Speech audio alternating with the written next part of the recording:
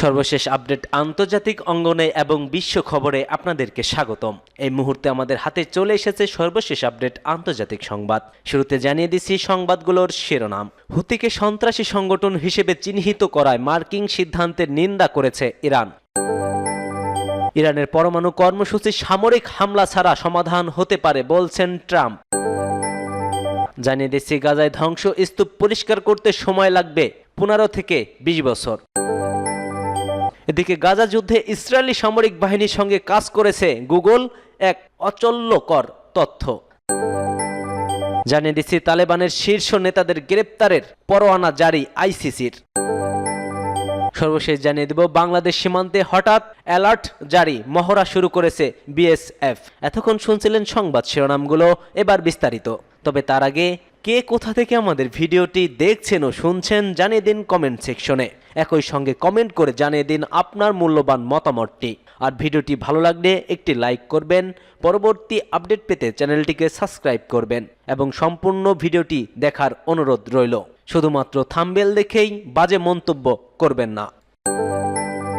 ইয়েমেনের হুতি বিদ্রোহীদের বিদেশি সন্ত্রাসী সংগঠন হিসেবে পুনরায় চিহ্নিত করেছেন মার্কিন যুক্তরাষ্ট্র। মার্কিন প্রশাসনের এই সিদ্ধান্তের তীব্র নিন্দা করেছেন ইরানের পররাষ্ট্র মন্ত্রণালয়ের মুখপাত্র ইসমাইল বাঘাই।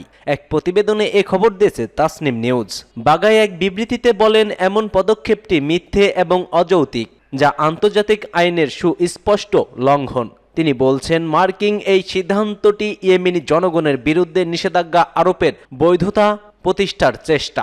তিনি আরও বলছেন, ইয়েমেনের জনগণ ইসরায়েলি দখলদারিত্বের বিরুদ্ধে ফিলিস্তিনিদের প্রতি তাদের ঐতিহাসিক সহিংসতার প্রতি শ্রদ্ধা জানিয়েছেন।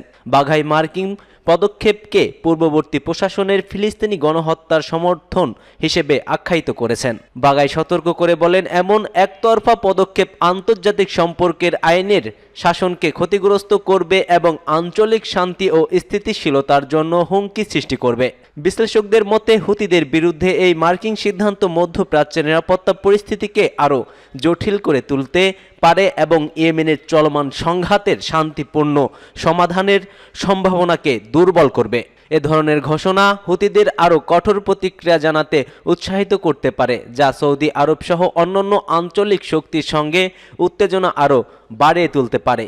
মার্কিন প্রেসিডেন্ট ডোনাল্ড ট্রাম্প বলছেন, তিনি আশা করেন ইরানের পরমাণু কর্মসূচি এমনভাবে সমাধান হবে যাতে ইসরায়েলকে তেহরানের বিরুদ্ধে কোনো সামরিক হামলা চালাতে হবে না। এক প্রতিবেদনে এ খবর দিয়েছে টাইমস অব ইসরায়েল। একটি নির্বাহী আদেশে সই করার সময় সাংবাদিকরা যখন ট্রাম্পকে ইরানের পারমাণবিক স্থাপনাগুলোর উপর ইসরায়েলের সম্ভাব্য হামলা সম্পর্কে প্রশ্ন করেন, ঠিক তখন তিনি প্রথমে কোনো মন্তব্য করতে অস্বীকৃতি জানান। তবে তিনি বলেন, আমি শীঘ্রই এ বিষয়ে বিভিন্ন শীর্ষ কর্মকর্তাদের সঙ্গে বৈঠক করব। ট্রাম্প আরও বলছেন, আশা করছি এটা এমনভাবে সমাধান হবে যে আমাদের আর সামরিক পদক্ষেপ নিতে হবে না। যদি এটা সম্ভব হয় তবে খুবই ভালো হবে। তিনি যোগ করেন, ইরান আশা করা যায় একটি চুক্তিতে পৌঁছাবে এবং যদি তা না হয় তাও সমস্যা নয়। ট্রাম্প প্রশাসন সম্প্রতি ইরানের পারমাণবিক কর্মসূচি সম্মিত করার জন্য একটি কূটনৈতিক চুক্তিতে পৌঁছানোর চেষ্টা করবে এমন একটি সংকেত দিয়েছে, যা সামরিক হামলা এড়িয়ে যেতে চায়। ইসরায়েল কিছু ব্যক্তির ধারণা ছিল ট্রাম্পের হোয়াইট হাউসে ফিরে আসা সম্ভবত মার্কিন যুক্তরাষ্ট্রে ইসরায়েলকে ইরানের পারমাণবিক স্থাপনাগুলোর উপর হামলা করতে সমর্থন দেবে অথবা এমন হামলা নিজে চালাবে। তবে এর আগে ট্রাম্প বাইডেনকে ইরানের ব্যালিস্টিক ক্ষেপণাস্ত্র হামলার প্রতিক্রিয়া হিসেবে ইসরায়েলকে ইরানের তেল ও পারমাণবিক স্থাপনা লক্ষ্য করে হামলা করতে না বলার জন্য সমালোচনা করেছিলেন। ট্রাম্পের মতে বাইডেনের উচিত ছিল ইসরায়েলের পরবর্তী পদক্ষেপের পরিকল্পনা জনসমক্ষে প্রকাশ না করা। গাজায় ধ্বংস স্তূপ পরিষ্কার করতে সময় লাগবে 21 বছর। ইসরায়েলের গণহত্যামূলক তাণ্ডবের পর গাজায় 5 কোটি টনেরও বেশি ধ্বংস স্তূপ পরিষ্কার করতে 21 বছর সময় লাগতে পারে, আর এই কাজে খরচ হতে পারে $120 কোটি।